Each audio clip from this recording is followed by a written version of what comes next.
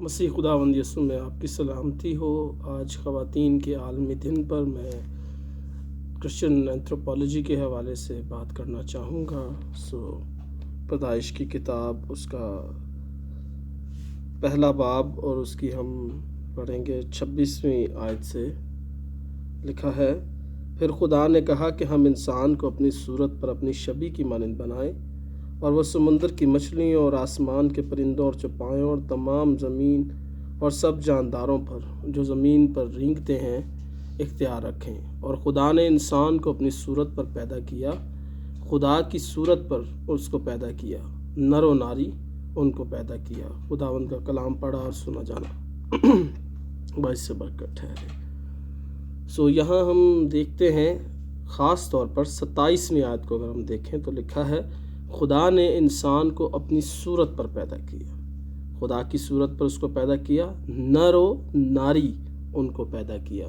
تو جب ہم اس کے آخری حصے کو دیکھتے ہیں تو لکھا ہے نر و ناری، نر اور ناری نہیں، یعنی انسان برابر ہیں، چاہے وہ عورت ہو یا مرد، دونوں کو خدا نے برابری کے حقوق دیے ہیں اور دونوں ایکول ہیں، دونوں کو اس نے مکمل بنایا اور دونوں خدا کی برکات کے شریک ہیں۔ اگر 28ویں آیت کو پڑھیں تو لکھا ہے، اور خدا نے ان کو برکت دی اور کہا کہ پھلو اور بڑھو اور زمین کو معمور و محکوم کرو۔ تو یہاں ہم دیکھتے ہیں کہ ان کو خدا نے برکت دی ہے اور دونوں کو برکات کا شریک بنایا ہے، دونوں ایکول ہیں۔ لیکن جب ہم تیسرے باب کی 16ویں آیت کو دیکھتے ہیں تو یہاں لکھا ہے، پھر اس نے عورت سے کہا کہ میں تیرے درد حمل کو بڑھاؤں گا، تو درد کے ساتھ بچے جنے گی اور تیرے رغبت اپنے شوہر کی طرف ہوگی اور وہ تجھ پر حکومت کرے گا۔ جب کوئی عورت کسی مرد کے ساتھ بیائی جاتی ہے تو اس کی جب شادی ہو جاتی ہے تو وہ اس مرد کی ذمہ داری بن جاتی ہے، اور جب وہ اس کی ذمہ داری بنتی ہے تو وہ پھر اس پر لازم ہے کہ وہ اپنے شوہر کے ساتھ وفاداری کرے، اس کی تابع داری میں رہے۔ اور مرد کو بھی اس کے ساتھ ساتھ جب شادی ہو جاتی ہے تو مرد کو بھی ذمہ داری مل جاتی ہے، اور ذمہ داری کیا ہے کہ وہ اپنی عورت کے تمام تر حقوق ان کو پورا کرے، اس کی پالنا پوسنا کرے، اس سے محبت کرے۔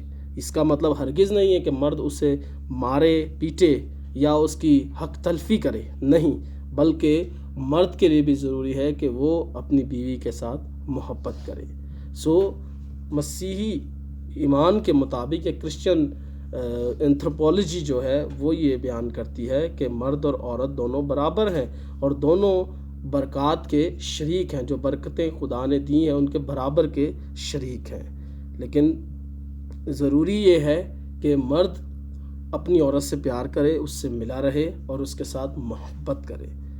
اب ایسا بھی نہیں ہے کہ عورتیں نکل کر یہ کہے عورت کہ میرا جسم اور میری مرضی، اس طرح کے نعرے لگائے، یا یہ کہے کہ میں طلاق سے خوش ہوں، اور عورت بھی اس طرح کے بیہودہ قسم کے نعرے لگائے کہ کھانا گرم کر کے دوں گی اور طرح طرح کی اور باتیں کرنا، یہ مناسب نہیں ہے۔ اور اسی طرح ضروری ہے کہ اگر عورت چائلڈ ایبیوزنگ کے حوالے سے بات کرتی ہے تو ہم عورت کے ساتھ ہیں، اور اگر عورت اپنے ساتھ ہونے والی ناانصافی پر بات کرتی ہے تو ہم عورت کے ساتھ ہیں۔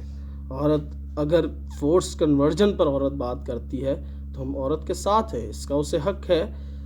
لیکن کوئی بھی معاشرہ یا کوئی بھی مذہب اس چیز کی اجازت نہیں دیتا کہ عورت طلاق لے، کیونکہ خدا طلاق سے بیزار ہے۔